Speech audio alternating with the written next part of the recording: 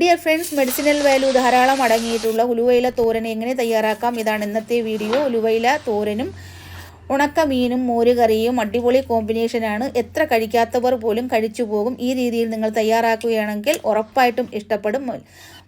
ഉലുവയില നല്ലതുപോലെ കഴുകി വാഷ് ചെയ്ത് കട്ട് ചെയ്തെടുത്തതിന് ശേഷം ചെറിയ ഉള്ളി, ഒരു പിടി ചെറിയ ഉള്ളി കൂടി ചെറുതായിട്ട് അരിഞ്ഞ് ആവിയിൽ ഒരു 4 മിനിറ്റ് വേവിച്ചെടുക്കണം. എന്നിട്ട് സാധാരണ തോരൻ അരയ്ക്കുന്ന അരപ്പ് തന്നെ ഇട്ട് കൊടുത്താൽ മതിയാകും. വറ്റൽമുളകും ജീരകവും വെളുത്തുള്ളിയും തേങ്ങയും മഞ്ഞൾപ്പൊടിയും കൂടി ഇട്ട് 1 മിനിറ്റ് അടച്ചു വയ്ക്കണം. ഇതിൻ്റെ മെയിൻ വീഡിയോ ഞാൻ അപ്ലോഡ് ചെയ്തിട്ടുണ്ട് കേട്ടോ. ഷുഗറുകാർക്കും പ്രഷറുകാർക്കും വെയിറ്റ് ലോസുകാർക്കും എന്ന് വേണ്ട എല്ലാവർക്കും, കുട്ടികൾ പോലും കയ്പില്ലാതെ ചോറിൻ്റെ കൂടെ മിക്സ് ചെയ്ത് കൊടുത്താൽ അവരും കഴിച്ചിരിക്കും. അത്രയ്ക്ക് ടേസ്റ്റാണ്.